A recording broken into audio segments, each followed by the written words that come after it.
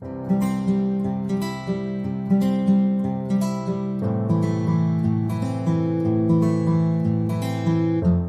हम पढ़ेंगे वैद्युत स्थितिज ऊर्जा क्या होती है। देखिए बच्चों, ये आपका कोई बिंदु आवेश है, ठीक है, जिसका नाम रखा गया है क्यू नॉट, और इसके द्वारा बनाई गई वैद्युत क्षेत्र बाहर की ओर है, ठीक है बच्चों। और इसके द्वारा बनाई गई वैद्युत क्षेत्र के भीतर किसी दूसरे आवेश क्यू को लाया जाता है।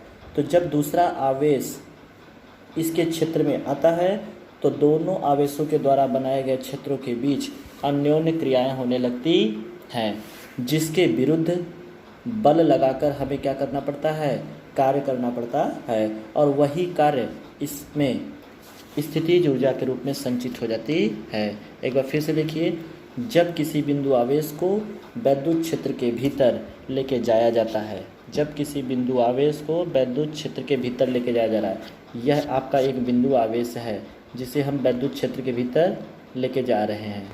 यहाँ पर आपका कोई बिंदु आवेश है जिसे हम वैद्युत क्षेत्र के भीतर लेके जा रहे हैं। तो जब वैद्युत क्षेत्र के भीतर लेके जाते हैं तो दोनों वैद्युत क्षेत्रों के बीच अन्योन्य क्रियाएं होने लगती हैं, जिसके विरुद्ध हमें कार्य करना पड़ता है। एक बार फिर से सुनिए, जब किसी बिंदु आवेश को वैद्युत क्षेत्र के भीतर लेके जाया जाता है तो दोनों बिंदु आवेशों के वैद्युत क्षेत्रों के मध्य अन्योन्य क्रियाएं होने लगती हैं, जिसके विरुद्ध कार्य करना पड़ता है, और यही कार्य वैद्युत स्थितिज ऊर्जा के रूप में संचित हो जाती है। एक बार फिर से सुनिए, जब किसी बिंदु आवेश को वैद्युत क्षेत्र के भीतर लेके जाया जाता है तो आवेशों के मध्य अन्योन्य क्रियाएं होती हैं। आवेशों के द्वारा उत्पन्न वैद्युत क्षेत्र के मध्य अन्योन्य क्रियाएं होने लगती हैं, जिसके विरुद्ध कार्य करना पड़ता है, और यही कार्य उसमें स्थितिज ऊर्जा के रूप में संचित हो जाता है। आइए बच्चों, अब देखते हैं वह स्थितिज ऊर्जा का मान क्या होगा जो उसमें संचित होगा। मतलब इस भाषा को हम इस तरीके से भी कह सकते हैं कि जो आवेशों के द्वारा किया गया कार्य होगा वह कार्य कितना होगा। तो मान लेते हैं कि हमारे पास कोई बिंदु आवेश है जिसको हम अनंत पर रखे हैं। एक बार फिर से देखिए, माना अनंत पर स्थित कोई बिंदु आवेश है जिसे वैद्युत क्षेत्र के भीतर लाया जाता है, ठीक है। तो वैद्युत क्षेत्र के भीतर लाने में जो कार्य किया जाता है वह कार्य उसमें स्थितिज ऊर्जा के रूप में संचित हो जाती है। अब ऐसा मानते हैं कि कोई बिंदु आवेश Q है जिसके द्वारा उत्पन्न वैद्युत क्षेत्र E है और विभव क्या है, V है। तो एकांक आवेश के द्वारा उत्पन्न विभव V बराबर होता है KQ/R। समीकरण नंबर 1, जैसा कि पीछे ये पढ़ाया जा चुका है कि एकांक आवेश के द्वारा उत्पन्न विभव का मान होता है V बराबर KQ/R। सॉरी बच्चों, स्क्वायर नहीं रहेगा, बस इतना रहेगा, V बराबर KQ/R। इक्वेशन नंबर 1 बना के आप छोड़ देंगे, ठीक है बच्चों। फिर अब करना क्या है, अब आपको इस जो बिंदु आवेश Q है, जो आपका बिंदु आवेश Q है, इसके द्वारा बनाया गया वैद्युत क्षेत्र E है, और इसी वैद्युत क्षेत्र के भीतर किसी दूसरे आवेश Q0 को लाना है। अब लाने में जो कार्य किया जाएगा उसी कार्य को हम वैद्युत स्थितिज ऊर्जा कहेंगे। अब आपके पास कोई बिंदु आवेश क्या है, Q0 है, जो कहाँ पर स्थित है, अनंत पर स्थित है। अब इस बिंदु आवेश Q0 को Q के द्वारा बनाए गए वैद्युत क्षेत्र के भीतर लाना है। यह Q के द्वारा बनाया गया वैद्युत क्षेत्र है और यहाँ अनंत है, अनंत पर स्थित आवेश Q0 है। Q0 को इस वैद्युत क्षेत्र के भीतर लाना है। जब Q0 को इस वैद्युत क्षेत्र के भीतर लाएंगे तो दोनों आवेशों के द्वारा उत्पन्न वैद्युत क्षेत्र आपस में अन्योन्य क्रियाएं करती हैं, जिसके विरुद्ध हमें कार्य करना पड़ता है। इसकी वैद्युत क्षेत्र E1 मान लेते हैं। अगर इसका वैद्युत क्षेत्र E2 है तो इनके बीच कुछ न कुछ क्रियाएं होंगी, और इन क्रियाओं के विरुद्ध हमें क्या करना पड़ता है, कार्य करना पड़ता है, और यही कार्य आवेशों में वैद्युत स्थितिज ऊर्जा के रूप में संचित हो जाती है। तो मान लेते हैं अनंत पर स्थित कोई आवेश Q0 है जिसे वैद्युत क्षेत्र के भीतर में लाया जा रहा है, यानी वैद्युत क्षेत्र के भीतर लाया जा रहा है। तो वैद्युत क्षेत्र के भीतर लाने में किया गया कार्य W हो तो W बराबर V इंटू क्यू। ठीक है, ये कहाँ से आया बच्चों? तो आप विभव की परिभाषा पढ़े हैं। विभव V बराबर होता है W अपान क्यू, इसका गुणा कर देंगे तो W बराबर हो जाएगा V इंटू क्यू। ठीक है बच्चों, तो देखिए W बराबर आपका हो गया V into Q not. Equation number 2। समीकरण 2 में समीकरण 1 का मान रखने पर, समीकरण 1 का मान कितना है? देखिए बच्चों, जहाँ लिखा गया है V, जहाँ लिखा गया है V वहाँ लिख देना है के क्यू अपान आर। कहाँ लिखना है? समीकरण 2 में। इस V की जगह क्या लिख देना है? के क्यू अपान आर, के क्यू नॉट, के क्यू अपान आर। तो जैसे ही आप लिखेंगे तो आपका हो जाएगा W बराबर, तो ये हो जाएगा W बराबर हो जाएगा K Q naught Q upon R. यही हो गया आपकी स्थितिज ऊर्जा का सूत्र, यानी कि वैद्युत क्षेत्र के भीतर एकांक आवेश को लाने में किया गया कार्य उसमें स्थितिज ऊर्जा के रूप में संचित हो जाती है। जैसा कि बच्चों आप जानते हैं कि U बराबर होता है W, यानी किया गया कार्य बराबर स्थितिज ऊर्जा। W का मान कितना निकाले हो आप? K Q naught Q upon R. जैसे ही W का मान आप यहाँ रखेंगे तो U बराबर हो जाएगा K Q naught Q upon R. यही आपका सूत्र है, यही आपका क्या है?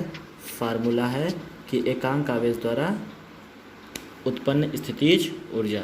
अब हम अगला टॉपिक पढ़ते हैं बच्चों, जिसका नाम है वैद्युत द्विध्रुव। वैद्युत द्विध्रुव क्या होता है समझिए। तो वैद्युत द्विध्रुव एक प्रकार का निकाय है, एक प्रकार का सिस्टम है जिसमें दो आवेश उपस्थित होते हैं, दोनों आवेशों का मान समान होता है। मतलब अगर इस पर 1 कूलाम आवेश होंगे तो इस पर भी 1 कूलाम आवेश होंगे, इस पर 2 कूलाम आवेश होंगे तो इस पर भी 2 कूलाम आवेश होंगे। ठीक है बच्चों, माने दोनों पर आवेशों का मात्रा समान होती है। 12 कूलाम हो गए अगर यहाँ, तो यहाँ भी 12 कूलाम हो गए, 112 कूलाम हो गए तो इस पर भी 112। तो ऐसा निकाय जिस पर 2 आवेश हों, यानी जहाँ पर 2 आवेश उपस्थित हों, लेकिन शर्त ये होनी चाहिए दोनों आवेशों पर मात्रा समान हो और इसी के साथ साथ दोनों आवेश एक दूसरे के विपरीत हों। अर्थात मात्रा तो समान है, इस पे 2 कूलाम आवेश, इस पर भी 2 कूलाम आवेश, लेकिन चिन्ह बदले हों, एक प्लस हो तो दूसरा माइनस हो। आपको पता है आवेश 2 प्रकार के होते हैं, धनात्मक और ऋणात्मक। तो बस फर्क इतना रहना चाहिए कि दोनों आवेशों पर जो चिन्ह है वो विपरीत है, माने एक धन आवेश होना चाहिए, दूसरा ऋण आवेश। बाकी दोनों पर 1 कूलाम रहे, दोनों पर 2 कूलाम रहे, दोनों पर 3 कूलाम रहे, ये मात्रा बराबर होनी चाहिए। बस इनकी प्रकृति क्या होनी चाहिए? विपरीत होनी चाहिए, नेचर इनका विपरीत।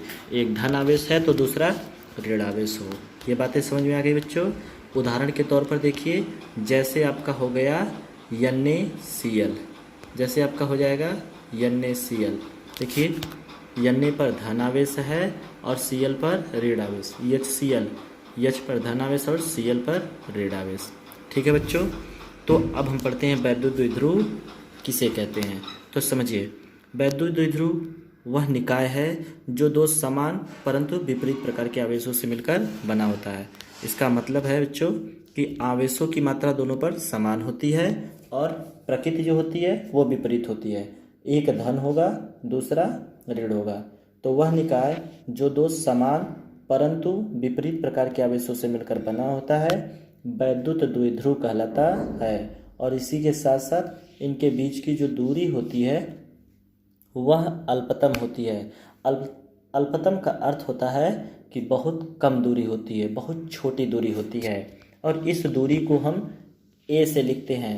कहीं कहीं हमें कैलकुलेशन आसान बनाने के लिए हम इस दूरी को 2L भी लिखते हैं। जैसे हम अक्षीय स्थिति और निरक्षीय स्थिति में पढ़ेंगे तो इस दूरी को हम 2L मान के चलेंगे। तो एक बार फिर से देखिए बच्चों कि वह निकाय जो 2 समान परंतु विपरीत प्रकार के आवेशों से मिलकर बना होता है, तो ऐसे निकाय को हम वैद्युत द्विध्रुव कहते हैं। ये बात समझ आइए आप कि वह निकाय जो 2 समान परंतु विपरीत प्रकार के आवेशों से मिलकर बना होता है वैद्युत द्विध्रुव कहलाता है।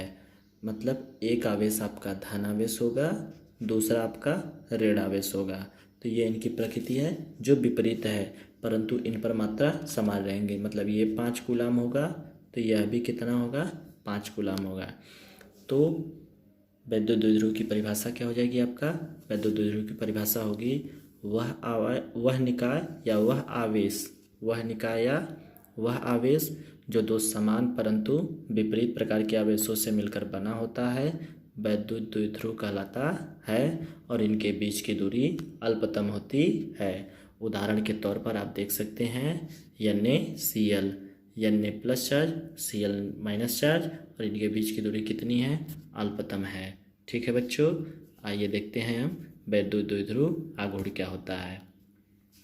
वैद्युत द्विध्रुव आघूर्ण समझने के लिए हम इस तरीके से समझते हैं कि माना कोई वैद्युत द्विध्रुव निकाय है, आपके पास एक वैद्युत द्विध्रुव निकाय है। वैद्युत द्विध्रुव निकाय को आप लिखते हैं एक प्लस चार्ज दूसरा माइनस चार्ज, ठीक है, और इनके बीच की दूरी कितनी है, a है। तो दोनों आवेश तो बराबर है, दोनों आवेश क्या है, बराबर है। तो वैद्युत द्विध्रुव आघूर्ण क्या है, दोनों आवेशों में से किसी एक आवेश और इनके बीच की अल्पतम दूरी a के गुणनफल को वैद्युत द्विध्रुव आघूर्ण कहते हैं। एक बार फिर से देखिए, किसी वैद्युत द्विध्रुव निकाय के दोनों आवेशों में से किसी एक आवेश Q और ध्यान दीजिए प्लस माइनस ध्यान नहीं देना, बस दोनों आवेशों में से किसी एक आवेश Q और उनके बीच की अल्पतम दूरी a के गुणनफल को वैद्युत द्विध्रुव आघूर्ण कहते हैं। एक बार फिर से सुनिए, दोनों आवेशों में से किसी एक आवेश Q, दोनों आवेशों में से किसी एक आवेश Q और उनके बीच की अल्पतम दूरी a के गुणनफल को वैद्युत द्विध्रुव आघूर्ण कहते हैं और इसे P से प्रदर्शित करते हैं। किससे प्रदर्शित करते हैं, P से। और आपको पता है कभी कभी a को हम क्या लिख देते हैं, 2l, और ये हो गया आपका Q, तो Q इंटू 2l हो जाएगा। तो P बराबर हो जाएगा Q इंटू 2l। ये बातें क्लियर है बच्चों, ठीक है। तो अब 2l को सही से लिख देंगे तो ये हो जाएगा P बराबर 2QL।